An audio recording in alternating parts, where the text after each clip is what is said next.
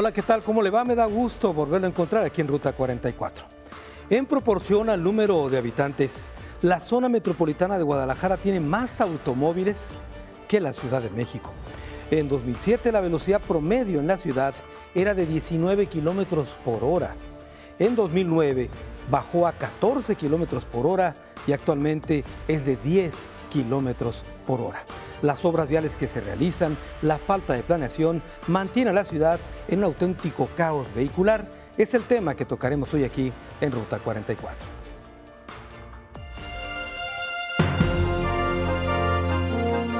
Con más de 1.700.000 vehículos circulando en la zona metropolitana de Guadalajara, la ciudad enfrenta cada día un caos que pone a prueba la paciencia de miles de automovilistas. Obras viales como la de la línea 3 del tren ligero, remozamiento de avenidas, cierres por reparaciones de cruceros, etc., contribuyen a hacer más lenta todavía la circulación de los autos y agravan la contaminación. En medio de este laberinto, la autoridad vial instala radares de velocidad e implementa operativos por la verificación, alcoholímetro y vidrios polarizados. El transporte público, que moviliza más del 50% de la población, no es considerado una opción viable para dejar el auto en casa, ya que enfrenta severos problemas en la calidad del servicio.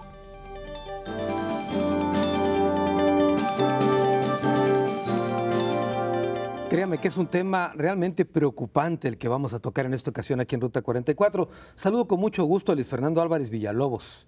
Él es investigador del Departamento de Estudios Urbanísticos del Centro Universitario de Arte, Arquitectura y Diseño de la Universidad de Guadalajara. Luis Fernando, bienvenido. Carlos, muchas gracias de la invitación y saludo con mucho gusto a tu público. A ver, Luis Fernando, hacíamos una pequeña introducción de el tamaño del problema que enfrentamos en la zona metropolitana de Guadalajara. No exageramos cuando decimos que es un caos. No, no exageramos. Estamos hablando de un tema que podríamos catalogarlo como un impuesto que se le pone a toda la ciudadanía al momento de transitar dentro de la ciudad, ¿no? O sea, es un problema que nos aqueja a todos, ¿no? Decíamos, por ejemplo, que proporcionalmente hay más autos aquí, con el número de habitantes, que en la Ciudad de México. Habría que decir también que en extensión de la mancha urbana también es así, ¿no? Sí, digamos que se han ido estableciendo ciertas condiciones para incrementar la demanda de automóviles privados, ¿no?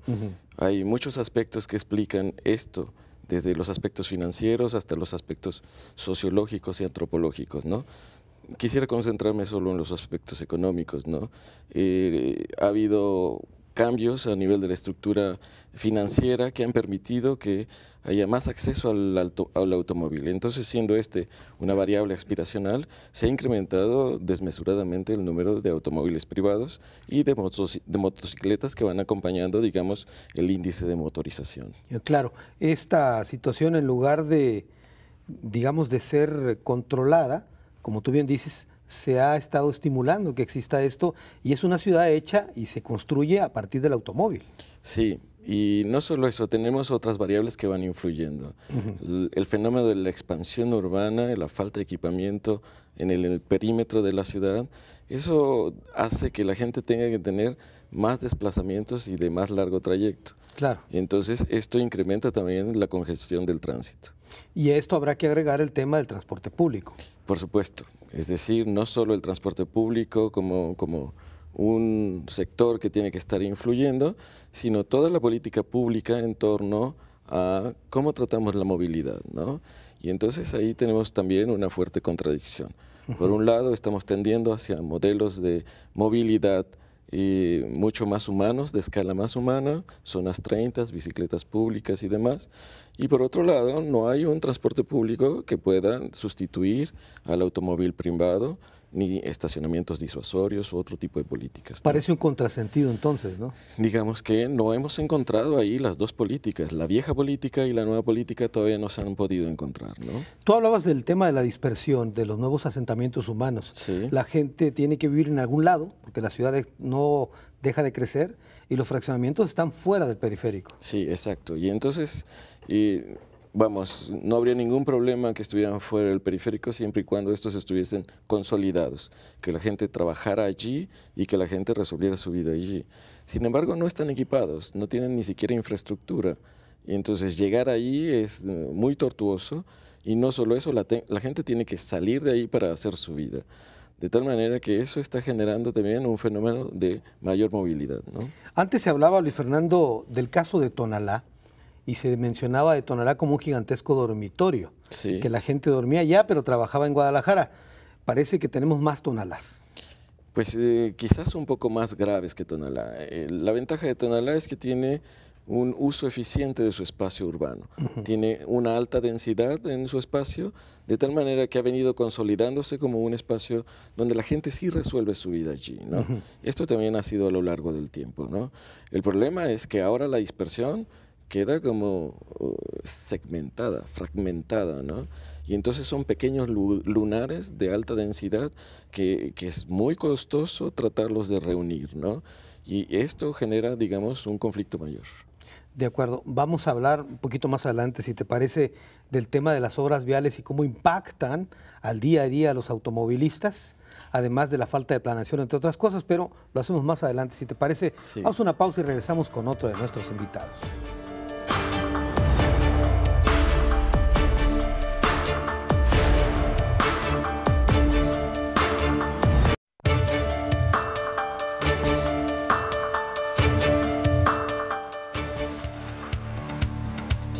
Según el estudio de El Poder del Consumidor, el promedio en el transporte público es de 9.1 kilómetros por hora y en auto 11.3 kilómetros por hora. Tras un estudio entre 4 metrópolis, Guadalajara es la más lenta, pues en Monterrey la velocidad mínima registrada es de 11.5 kilómetros, en Toluca 9.6 y en Puebla 12.2 kilómetros por hora. Sin olvidar que la Perla Tapatía tiene el mayor volumen de automóviles circulando después del Distrito Federal. Son datos realmente preocupantes sobre la movilidad aquí en la zona metropolitana de Guadalajara. Saludo con mucho gusto a Alma Chávez Good. Ella es miembro del Observatorio Ciudadano de Movilidad y Transporte y particularmente ella encabeza una asociación civil que tiene que ver con las víctimas, las personas que son víctimas de la violencia vial. Alma, bienvenida. Hola, ¿qué tal? Pues encantada de estar aquí de nuevo. A ver, Alma, hace un momento te lo decía fuera del aire y hoy te lo reitero. De alguna manera los que circulamos en la zona metropolitana de Guadalajara, perdón por la analogía, pero terminamos siendo víctimas de la ciudad, ¿no? En el tráfico. Sí, definitivamente, aunque mi asociación defiende a las víctimas de accidentes, Claro, de accidentes. Sobre todo en transporte público, y nosotros también vemos que una movilidad tan complicada, pues sí, nos genera mucho estrés y mucha ansiedad y terminamos siendo víctimas de tantos vehículos y de que cada vez es más difícil trasladarse de un lugar a otro. Claro, y este tipo de situaciones, el estrés, etcétera, pues hace más propenso a que ocurran accidentes, ¿no? Definitivamente hay estudios que marcan que si tú manejas enojado es similar a que manejes en estado de ebriedad. Por eso es importante no desesperarse ahorita que tenemos tantas obras en la ciudad. Sí, de acuerdo. Ahora, el Observatorio Ciudadano de Movilidad, del cual tú formas parte, ha hecho varias recomendaciones a la autoridad, particularmente el tema del transporte público, que se mejore para esto, evitar que tantos vehículos circulen en la zona metropolitana. Sí, definitivamente un problema de fondo para una ciudad tan complicada como la nuestra es un transporte público eficiente y pues en eso se está trabajando, aunque hay una alta resistencia de los transportistas de modificar sus hábitos y su forma de operar las rutas. Pero yo considero que las inversiones que se están haciendo hoy en el tren ligero, en el tren con la línea 3 del metro, pues pueden empezar a que la gente empiece a moverse de forma diferente dentro de nuestra ciudad. Claro, para tener una alternativa en lugar de estar movilizándose con los vehículos. Sí, o rutas de transporte público que te cobran lo que quieren cobrarte y que muchas personas tienen que tomar de 3 a 4 camiones para dirigirse a sus centros de trabajo o de estudio y que sale pues un contraproducente ante la economía de la sociedad, pues mucha gente no tiene otra forma de transportarse más que en un camión o varios camiones y eso impacta negativamente en la economía familiar. De acuerdo. Mencionaste tú el tema de las obras viales que hay en la ciudad. ¿No percibes por lo menos que hace falta más planeación? Porque de repente nos tienen varias obras al mismo tiempo y acaban de iniciar, por ejemplo, el caso de López Mateos y Periférico y que es terrible esa situación. Sí, en realidad yo percibo que hubo un gran retraso de los sexenios anteriores en invertirle a movilidad. Se invirtió para el automóvil avenidas, calles, el periférico, ampliación, más nos invirtió en transporte público. Tenemos un gran rezago en inversión. Y sí, definitivamente ahorita estamos en un caos la ciudad. Pero bueno, también hay que recordar que tú lo mencionaste, más de 1,5 millones de vehículos, 1.800.000 vehículos, más los que ingresan cada día, 380 vehículos de automotor nuevos a nuestra ciudad, más las motocicletas, que es un tema que debemos de ver como una problemática futuro, porque mucha gente le está apostando que un vehículo extraordinario para la ciudad sería la bicicleta, del cual estoy totalmente de acuerdo, pero no es para todos. Entonces, por eso se está viendo el mayor parque vial en motos y va a ser realmente un problema como se está viviendo ya en Centroamérica y Sudamérica. En el caso, por ejemplo, ahora que mencionas la motocicleta, y le doy un dato y le comparto con mucho gusto a la gente que nos ve, tuve la oportunidad de estar el año pasado en Bogotá. Hay 400.000 motocicletas en Bogotá. Es increíble. Es impresionante. Para allá vamos, Para allá vamos porque ya la gente se da cuenta que una moto no es como un juguete, se percibe que realmente es un medio de transporte. La compran como diversión, pero se dan cuenta de que ya pueden andar muy rápido en la ciudad, rebasando todos los autos y dejando atrás a toda la gente que vamos en vehículos automotor. Y luego se da cuenta que ya puede llevar hasta sus hijos a la escuela, lo que genera mucha siniestralidad y exponer a tus hijos, porque pues en una moto debe viajar una persona o máximo 2 y la capacidad de la moto te lo permite. Pero estamos viendo ya en Guadalajara y en la zona metropolitana familias, padre, madre y 2 hijos circulando como si fuera un vehículo automotor. Ese es un problema que no lo ha vislumbrado la autoridad, pero espero que pronto se dé cuenta y empiece a regular más este asunto. Pero además circulan sin las protecciones adecuadas. Sí. Tiene que tener el casco protector regulado por la NOM, que muchas veces toman cualquier casco y se lo ponen, lo que resulte contraproducente, porque un casco que no tiene las medidas necesarias de seguridad generaría mucho más lesiones cráneoencefálicas y bueno, pues no protegen a los niños que muchas veces son los que reciben mayores lesiones. Ahora, en medio de todo esto, Alma, hemos estado viendo cómo la autoridad pretende actuar con firmeza con situaciones contra los motociclistas, por ejemplo, en el caso de los cascos, ponerles un chaleco con la placa, con antirreflejante, etcétera, etcétera. ¿Qué opinas de esas medidas? Cuando me entrevistaron otros medios al respecto, yo opiné que es una medida buena porque los hacen visibles a los demás integrantes de la vía. Muchas veces no vemos a los motociclistas ni a los ciclistas y desde mi asociación como vemos víctimas y las consecuencias fatales. Cuando no llevan esos aditamentos que los puedan que hacerlos visibles a los demás integrantes de la vía. Entonces yo estoy totalmente a favor de que usen los cascos adecuados y chalecos antirreflejantes que pudieran hacerlos mucho más visibles. De acuerdo. Aunque también habrá que decir que esta norma o lo que marca la ley ya tenía tiempo ahí, nada más que no se cumplía, ¿no? Lo que pasa es que tenemos una extraordinaria ley de movilidad, la primera a nivel nacional, mas sin embargo falta mucho trabajar en el reglamento y los protocolos de aplicación. Tenemos el gran problema de los vidrios polarizados que mencionabas al principio. Ahí, pues, si no hay un protocolo, se queda a criterio de la agente vial y es muy difícil determinar si tiene o no la oscuridad que permite nuestra nueva ley de movilidad. Muy bien, tenemos que hacer una pausa. Alma, hemos escuchado a 2 de nuestros invitados, le quiero aclarar que para participar en esta mesa también fue convocada la Secretaría de Movilidad. Lamentablemente, por cuestiones de agenda, no pudieron acudir a este programa. Qué lástima, porque había muchas preguntas y dudas que plantearle a la autoridad. Después de la pausa, nuestro tradicional cruce de caminos aquí en Ruta 44.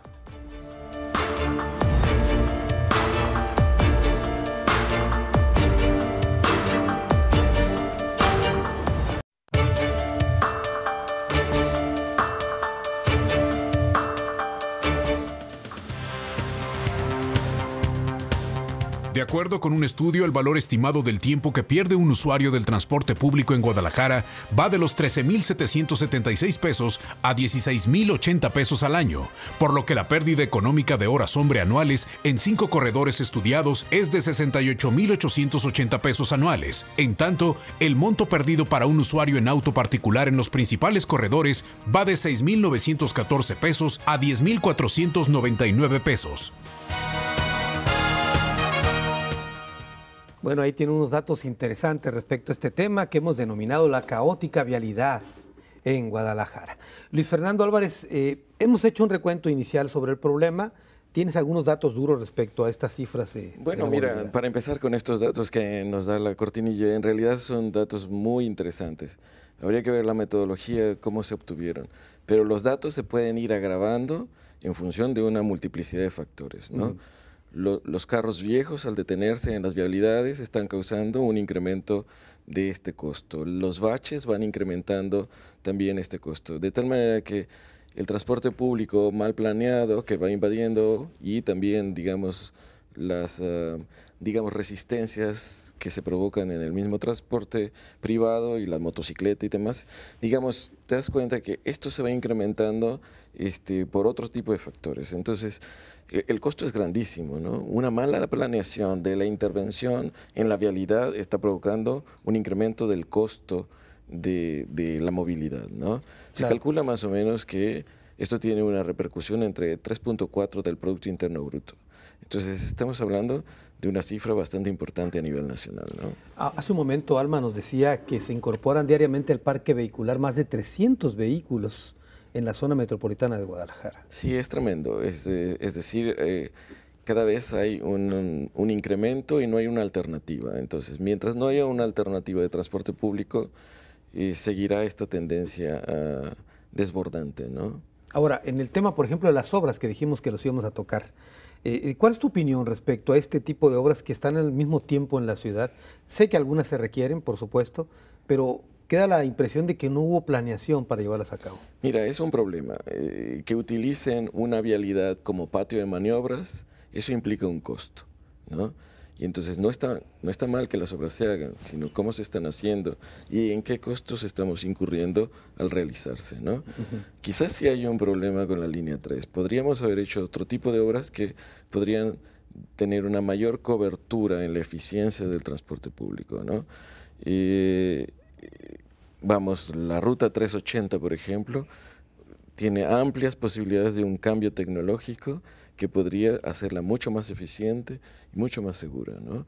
Y entonces, como este sistema de planeación de la intervención es también un tema de costos. Ahí estamos incurriendo en elevar el costo de la congestión. Y entonces te platicaba anteriormente, ahí tenemos una vieja política, digamos, que no está desarrollando el transporte público. Por otro lado, tenemos intervenciones en la ciudad. Y por otro lado tenemos la nueva política que está tratando de hacer una ciudad más segura, más alternativa, más diversa. Y entonces estamos en el peor de los mundos, ¿no? De acuerdo. Alma Chávez, en el caso, por ejemplo, lo que tú planteabas del tema de las motocicletas, que me parece muy preocupante, si no vimos venir el problema del conflicto vial, me refiero a los automóviles, no estamos viendo lo que viene con las motocicletas. Sí, definitivamente el gobierno tiene que pensar, ir hacia adelante de los comportamientos. Es impresionante cómo se están incorporando al parque vehicular motos que también son consideradas vehículos automotores, que contaminan también y que, bueno, también generan mucha inseguridad a la ciudad, porque también hay que revisar las cifras de accidentes viales en nuestro estado. Donde más se han incrementado es en ese medio de transporte, las motos, y sobre todo que las lesiones que dejan son graves, mucha muerte y mucha lesión permanente. Entonces eso no lo está viendo de forma objetiva el gobierno, lo está dejando pasar, se están viendo las consecuencias que son más caras que la prevención.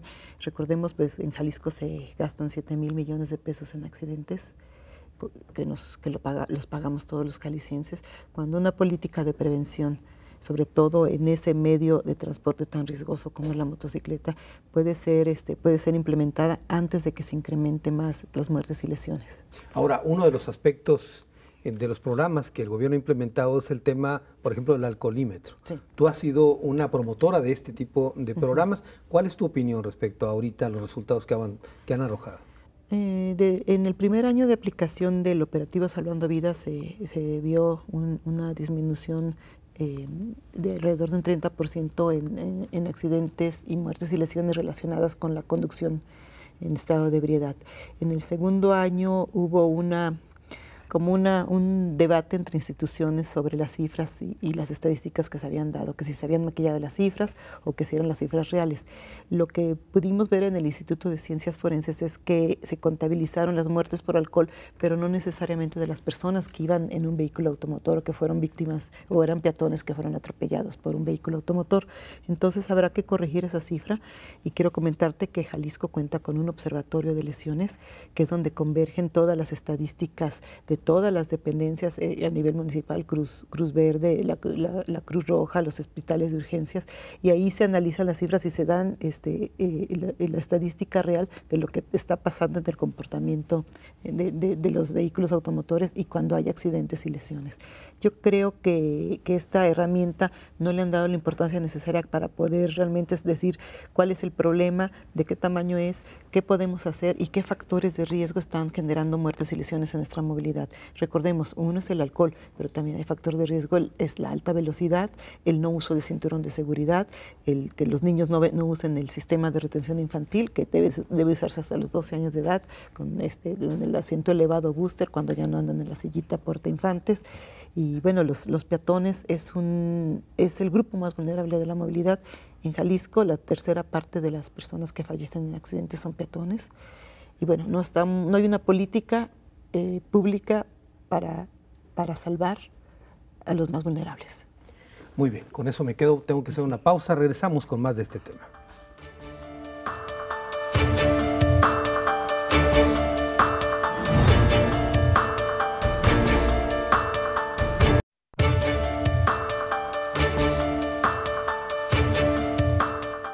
La caótica vialidad en Guadalajara es el tema que tocamos hoy aquí en Ruta 44. Luis Fernando Álvarez, a ver, en el tema de la vialidad en la zona metropolitana de Guadalajara, ¿qué estamos haciendo mal? ¿La planeación, el marco legal o todo junto? Mira, es todo junto. Si revisamos cifras, las tasas de crecimiento demográfico las tenemos entre menos de 2% anual. Pero las tasas de crecimiento de la expansión urbana están alrededor del 3.8 y las tasas de crecimiento de motorización están sobre 6.8.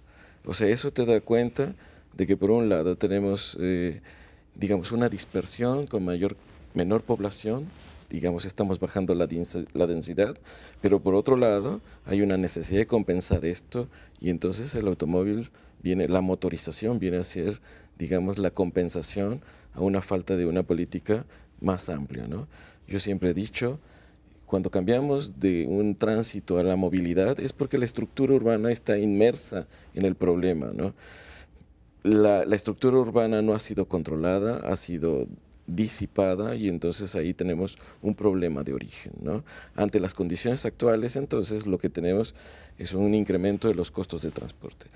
El grave problema son los vulnerables y entonces los vulnerables son quienes asumen las mayores cargas. Siempre la clase pobre, es decir, a la hora que tenemos congestión, el transporte público también está congestionado. Claro. Y entonces los costos se van a ir asumiendo a los más pobres. Y entonces, en términos de relación ingreso-gasto de transporte, normalmente se va alrededor de un 25 o un 30% del ingreso de los más pobres en el transporte público. Lo cual quiere decir que si esto lo viéramos como un impuesto, es un impuesto bastante desigual, que se le carga a los más pobres. De acuerdo. Ahora, en la ciudad, la zona metropolitana, dábamos cifras, existe 1.8 millones de automóviles que circulan diariamente. Sí.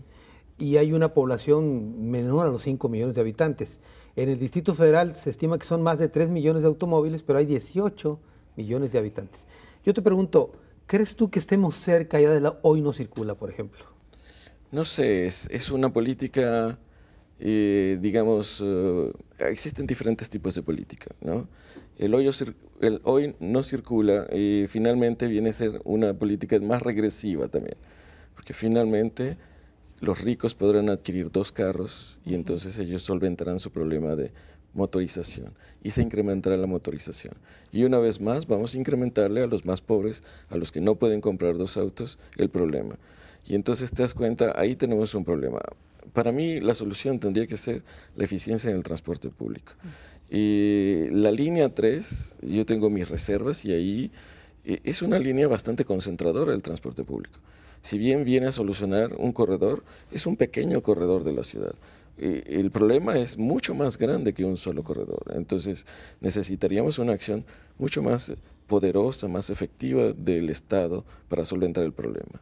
De acuerdo. Alma Chávez, en la década de los 80s ya se hablaba, a propósito de lo que hizo Luis Fernando, de varias líneas del tren eléctrico urbano. Llegaron a planearse hasta 8 líneas, recuerdo yo, pero simplemente nunca se ejecutaron. Y hoy, como dice Luis Fernando, correctamente, esta atendería un corredor, pero solamente, y la ciudad es mucho más grande que eso. Sí, definitivamente había una planeación y no seguimos la tendencia que ocurrió en la Ciudad de México, que cada sexenio se comprometieron a hacer una línea de metro hasta llegar ahorita a tener ya 12.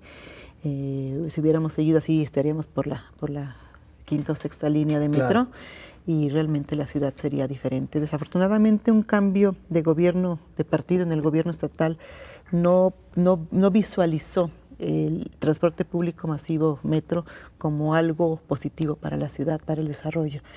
Y bien es cierto, los costos lo vienen pagando, como dice mi compañero de mesa, la gente más desprotegida, la gente más pobre. Y yo veo mucho la gran ilusión que tienen estas familias de poder tener una vivienda que nada más la puede conseguir en base a su capacidad económica, muy lejos de incluso hasta del periférico, ¿no? Hay zonas hay fraccionamientos, aquí vemos aquí adelante por Tezistán o lo que es el Tlajomulco y Tonalá, hay fraccionamientos muy alejados, pero la gente tienen todo su derecho de adquirir una vivienda porque eso les da el sentido de pertenecer a una familia.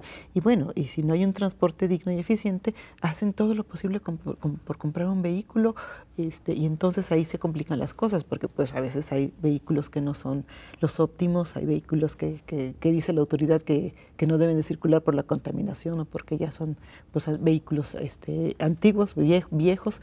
Sin embargo, a veces muchas personas no tienen la capacidad para tener un vehículo que no contamine o vivir más cerca y no hacer todo un viacrucis, el trasladarse día a día ellos y sus hijos a sus actividades dentro de esta zona metropolitana. Incluso tú mencionas algo muy importante, el hecho de que los fraccionamientos sean tan alejados han provocado que ocurra otro tipo de transporte público, entre comillas, que son los famosos mototaxis, ¿no? Que son vehículos que no están adaptados y no son seguros, ¿no? Sí, tremendo. En la zona de Tlajomulco lo hemos detectado, la gente se expone al usar ese mototaxis que es pero es un mal necesario mientras no se reestructure un transporte público que atienda a esas colonias y a esas personas. Hay gente que me habla, que me dice, personas con discapacidad, me dicen, es que yo hago 2 horas de Santa Fe aquí a la ciudad donde trabajo. Digo, pues desafortunadamente les ofrecieron ese fraccionamiento, pero no se ofreció el paquete completo que debe de ofrecer las ciudades, ¿no?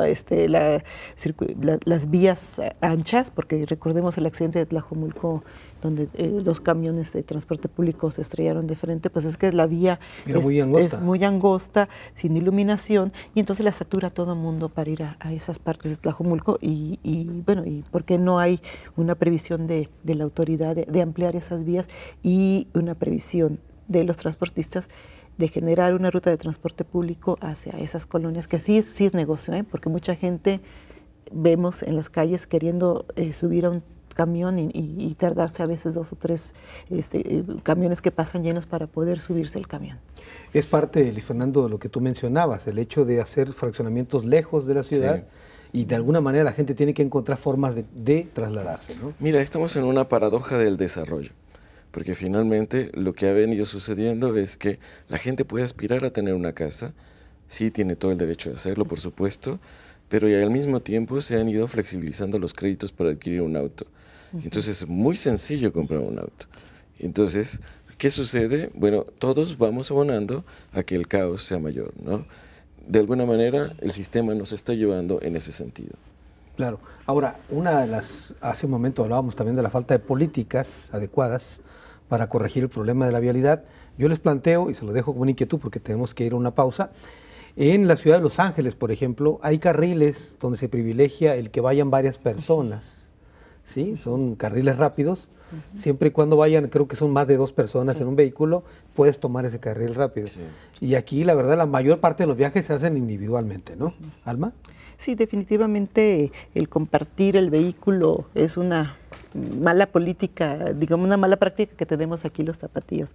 Recordemos, el tener un auto es un estatus, tener un estatus y no lo comparto, es mío y yo puedo hacer lo que yo quiera y no es así. Si aplicamos lo que se hace en muchas escuelas, que a mí me tocó cuando mis hijas eran pequeñas, las famosas rondas, creo que abonaríamos mucho a la... A ver, ¿qué es esa ronda? Platícame. Rondas es, pues las mamás nos turnamos en la mañana, una semana recogemos a varios chiquillos de la colonia y ya los llevamos a la escuela, ¿no?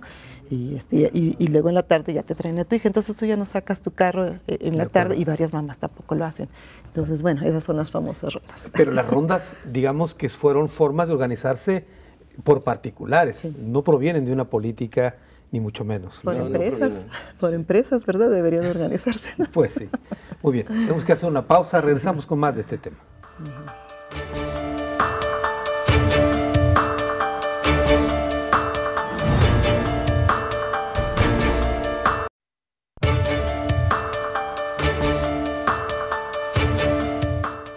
La caótica vialidad en Guadalajara.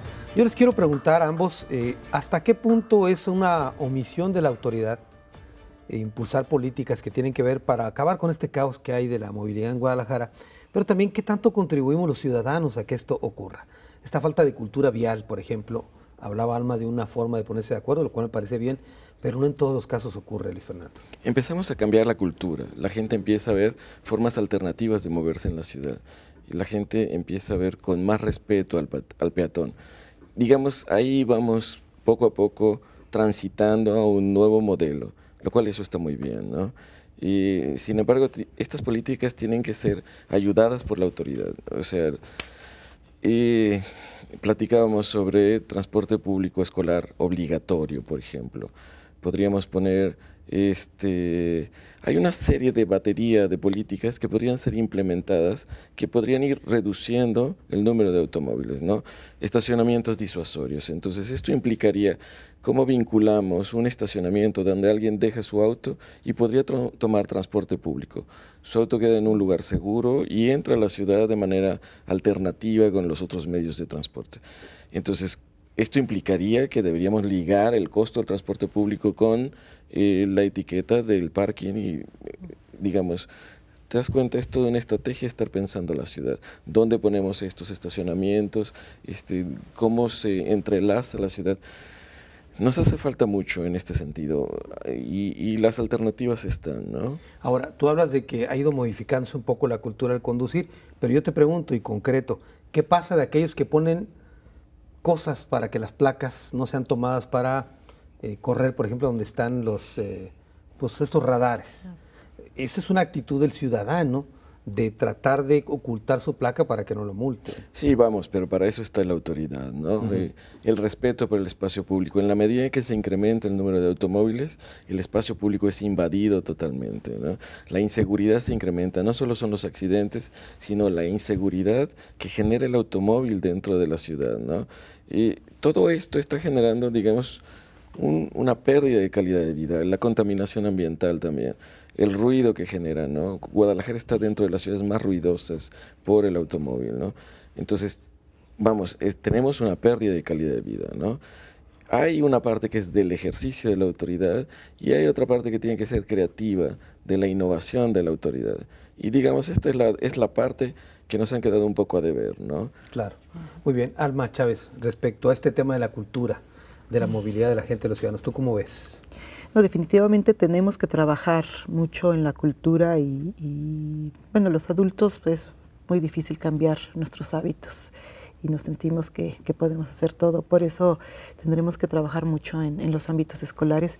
De hecho, hay un comité intersecretarial, Secretaría de Educación, Secretaría de Movilidad y Secretaría de Salud, para los contenidos a nivel básico que se quieren implementar ya el próximo ciclo escolar, lo que se me hace extraordinario, porque ahí vamos a empezar a cambiar otra vez la forma de pensar de las nuevas generaciones sobre el respeto al peatón, sobre todo considerando que la primera causa de muerte en los niños son los accidentes viales, muchos porque no van debidamente sujetos en un vehículo y muchos porque son peatones y desafortunadamente juegan en la calle y son, por ser chiquitos, no los vemos los que a veces traemos vehículos automotores.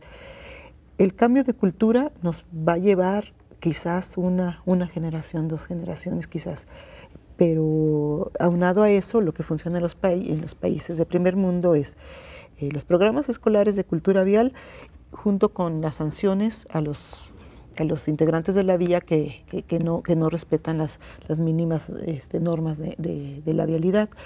En países muy desarrollados se llega a multar hasta los peatones, cosa que aquí pues no creo que lo vean mis ojos. Aquí incluso los ciclistas son renuentes a que se les exija un aditamento de seguridad como es un casco o que respeten un mínimo para protegerse de ellos mismos. Pero en esa medida, sanciones a los que ya estamos en la vía y un programa escolar, creo que podíamos empezar a cambiar nuestra movilidad, hacerla más humana. Claro, ahora, en el caso, por ejemplo, de las bicicletas, ya que lo tocaste, hay organizaciones ciudadanas que se han agrupado para, por ejemplo, pedalear en la ciudad, ¿no? En las noches, lo que comenzó como una actitud realmente lúdica o no sé, de recreación, pero después se ha convertido en un problema, porque ya son miles. Y entonces, si te llegas a tocar en un crucero que pasen ellos, te puedes quedar 20 minutos esperando para poder cruzar, ¿no? Forma parte también de esta cultura, ¿no? Forma parte de ir recuperando tu espacio, de ir, y se me hace, a mí en lo personal me encantan los paseos nocturnos en bicicleta, porque es como que los jóvenes se sienten que recuperan su ciudad, que la viven, que la pueden gozar, y en la noche pues tienen el apoyo siempre de una patrulla de la Secretaría de Movilidad. Los automovilistas a veces nos hemos sentido siempre los reyes de la vialidad, y creo que debemos ser un poco tolerantes. La movilidad es de todos tenemos derecho a estar en las calles. Así tú tengas tu auto, tú tienes el mismo derecho que el ciclista y que el peatón y que el motociclista. Entonces nos hace falta un poco de entendernos, de ceder un poco para hacer una movilidad más segura y más humana. Ahora, yo estoy de acuerdo, pero por ejemplo, ¿qué ocurriría en esta organización si de repente la organización, voy a decir un nombre inventado, Zeus, ¿no? anuncia que el paseo del miércoles va a ser por Avenida Vallarta, de tal lado a tal lado? ¿Qué pasaría con los automovilistas que ese día tengan prisa, etcétera? Pues se van por otro lado, ¿no? Digo, es la misma ciudad para todos, con los mismos derechos para los ciclistas, pero también para los automovilistas. Sí, tienes razón. Ahí el aspecto de la planeación son muy incisivos en la falta de planeación de la autoridad, pero es también la cultura de la planeación de manera generalizada, ¿no? La no planeación cuesta, ¿no? Y entonces el tomar mis tiempos para llegar a tiempo, la puntualidad, la previsión, eso no está en nuestra cultura, nos hace falta mucho. Y entonces el automovilista que va siempre exasperado, ¿no? Corriendo, queriendo llegar, atravesando por todos lados, no tiene la cultura de la planeación. Claro, por supuesto que no. Y ahí tenemos mucho que avanzar, en todos los sentidos, la planeación individual, tenemos mucho que avanzar, ¿no? También el caso, por ejemplo, del programa de bici pública. De repente aparecieron por la ciudad pintadas una serie de rayas, en unas partes verdes que se ponen ahí, y no hubo la campaña de difusión suficiente para explicar de qué se trata eso. Sí, efectivamente. O sea, la gente de repente se encuentra una cosa verde y dice, ¿y esto para qué es? Si no te explican para qué es, no es que el automovilista no quiera respetarlo, es que no sabe de qué se trata. Sí, y entonces no habría ningún problema de que un carril de Avenida Vallarta se convirtiera en bicicletas, siempre y cuando sepamos cuáles son las consecuencias de ello, ¿de acuerdo? Claro. O sea, vamos a quitar un carril, ¿qué costos tiene, qué repercusiones tiene las vialidades conexas, qué costos de seguridad tiene para los ciclistas?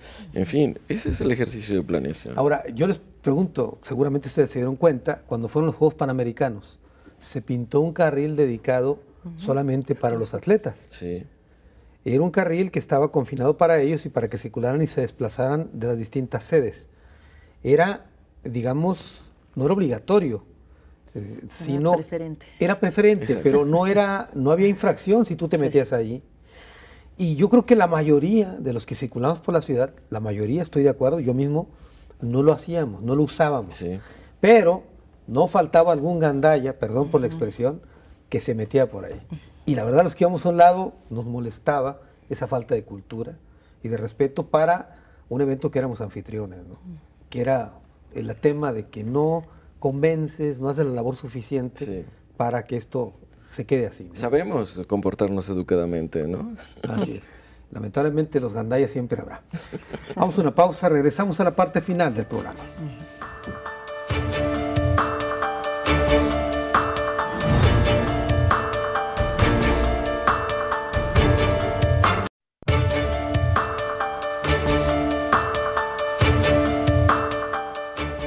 La caótica vialidad en Guadalajara es el tema que tocamos hoy aquí en Ruta 44. Estamos llegando a la parte final del programa y vamos a las conclusiones. Comienzo contigo, Luis Fernando.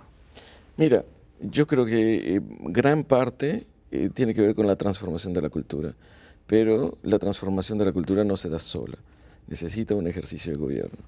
Y entonces el ejercicio de gobierno tiene que ser en múltiples ámbitos, desde la estructura urbana hasta la creatividad de nuevas alternativas de transporte. Yo creo que, digamos, en términos generales, tenemos una fuerte tendencia a la diversidad en las formas de transportarnos, ¿no? Y entonces habrá que irle apostando a este modelo ya de una manera contundente y seria, ¿no? No lo había dicho, pero si tú revisas línea 2, línea 1, no tienen densificación en su estructura urbana, ¿no? La línea 1 se consolida. No conectan al la línea 1 se densifica en sus orillas, ¿no? Hacia el norte y hacia el sur, pero en el intersticio no generó absolutamente nada. Ahora la tenemos saturada. Y entonces una política de estructura urbana acompañada de una política de movilidad seriamente tiene que ser la alternativa, ¿no? Entonces tenemos que apostar por nuevas centralidades fuertes en densidad económica, en densidad poblacional, que la gente pueda resolver su vida vivible de manera humana, ¿no? De manera asequible, donde la gente disfrute la ciudad, ¿no? Y entonces me parece que el ejercicio de gobierno es el que está quedando un poco desfasado, ¿de acuerdo? Si a esto le anexamos que, digamos, con las intenciones de generar nueva infraestructura, metemos más caos, entonces estamos, digamos, haciendo una express, ¿no? El costo es muy alto y el costo lo asumen los que menos tienen, ¿no? Ahora, todo esto va en detrimento de lo que tú dijiste hace un momento, en la calidad de vida de los que estamos en esta ciudad. Por supuesto. Es decir, es increíble que queramos apostar por la bicicleta cuando lo que tenemos son escapes de motor delante de nosotros, ¿no? O sea, es un problema serio, ¿no? De acuerdo. Alma Chávez. Bueno, es muy importante ya resolver el problema tan caótico de movilidad porque impacta mucho en la calidad de vida y también impacta pues en el tejido social, ¿no? Cada vez pues nos enojamos más cuando estamos en las calles y finalmente no vemos la hora de que esto termine. Yo digo, como me gusta hacer mucho caminar y mucho usar transporte público, me doy cuenta de las realidades que viven los millones de personas que viven aquí y creo que ya estamos llegando a un límite y esperemos que la política pública sea enfocada a la planeación y sobre todo a hacer esto más humano. Recordemos por otro lado el área que me toca ver, el área más triste, el área de víctimas, que todos fuimos, todos somos o todos podemos ser víctimas de accidentes viales, víctimas de esta movilidad inhumana y conflictiva y que desafortunadamente hoy las autoridades no lo ven así, como que las víctimas de la movilidad son invisibles, son rezagadas, relegadas. Y bueno, pues se sufre mucho, sobre todo las víctimas de transporte público que atendemos, que realmente no tienen ahorita no hay una política pública para poder atenderlas como se debe. Ahora, ahí tienes tú un buen ejemplo de este caos vial en Guadalajara, el tema del transporte público y las víctimas. Sí. Ya se ha dicho cuál es el problema del transporte público, ya se ha dicho que hay que evitar que anden correteando, etcétera, etcétera, y todavía no podemos corregir ese problema. Es un talón de Aquiles para el gobierno actual, el gobierno que yo lo califiqué en un principio como el gobierno de la movilidad, con la nueva ley de movilidad, con la línea 3, con el nuevo modelo de transporte público que ahorita estamos viendo que no va a ser tan sencillo. Hay una gran resistencia de los transportistas al cambio y una falta quizás de la autoridad de poder exigirles como debe de hacerlo una autoridad, porque es un tema de bien común. El transporte público digno es algo que nos merecemos los tapatíos y que, digo, ya basta de tanto atropello hacia los usuarios de transporte. Ahora, tú formas parte de una asociación civil y dentro de una red ciudadana, el Observatorio Ciudadano de Movilidad. ¿Qué le corresponde a los ciudadanos, Alma, para este tema de la movilidad? Ya sabemos lo que tiene que hacer la autoridad y que no lo hace, pero ¿qué nos compete a nosotros? Empoderarnos, denunciar, siempre denunciar lo que esté pasando, no solamente en transporte público, sino denunciar a los vehículos particulares, denunciar a las motos que están cuando se portan de una forma inadecuada. Tenemos que crear un mecanismo efectivo de denuncia hacia la autoridad, pero yo creo que sería a través del mismo Observatorio Ciudadano, porque hay mucha desconfianza de las personas a hablar a una autoridad porque saben que no va a pasar nada, que no van a hacer caso a lo que ellos están, a sus quejas. Claro, ahora el observatorio, pues también que lo escuchen, ¿no? Porque se la pasa emitiendo recomendaciones y el gobierno pues simplemente los ignora. A veces nos frustramos mucho en el interior del observatorio. Todos tenemos agendas muy diferentes, pero sí nos gustaría que las recomendaciones se les diera la celeridad en resolver las peticiones que hemos hecho. Y bueno, pues ya vamos a mitad del sexenio, prácticamente pronto 2 años del accidente de la Prepa 10 donde falleció Fernanda Vázquez y varios estudiantes quedaron heridos. Entonces es un tema pendiente de la autoridad, dar este paso a resolver el transporte público para humanizarlo. Muy bien, Alma, muchas gracias. Gracias a ti. Y Fernando, muchas gracias. No, al contrario, gracias. Bueno, nos quedamos con un par de minutos nada más para una reflexión final en torno a este tema del caos que enfrenta Guadalajara. Es evidente que el problema tiene que ver en gran medida con la planeación, pero también con la ejecución de lo que marca la ley. La verdad, el gobierno no puede ser omiso cuando existe una ley que él mismo impulsó para hacerla cumplir. Y si se hace esto, habría menos, digamos, elasticidad a la hora de ver en la vía pública motocicletas pequeñas circulando, por ejemplo, en el periférico, o vidrios polarizados, cuando la ley lo marca no ahorita, desde hace tiempo que no debe hacerse, etcétera, etcétera. Esto le toca a la autoridad, la planeación, que no es su fuerte, y hay que decirlo con todas sus letras. ¿Qué le corresponde al ciudadano? Yo creo que tenemos que aprender a ser mejores ciudadanos y volver a regresar a lo que el ciudadano en Guadalajara era muy solidario. Yo recuerdo cómo en el transporte público, cuando estaba muy lleno el camión, pasaban las monedas desde atrás hasta adelante para pagar y regresaba el cambio con el boleto respectivo sin problema. Esa solidaridad del tapatío tiene que seguir. Nada más les doy un botón de muestra ya para concluir el programa. Todos los días en el noticiero que yo conduzco, todos los días sin excepción, inicio diciendo lo siguiente: intente ser amable al conducir. Eso es lo que digo todos los días. Y va a ver que sí se puede. Yo creo que es una buena forma de tratar de entrar a la selva que es ya Guadalajara al conducir. Salgamos con otra actitud e intentemos todos los días ser amables al conducir. Tal vez nos topemos con otro que también tiene la misma idea y créame, el día va a ser mejor para todos. Hasta la próxima.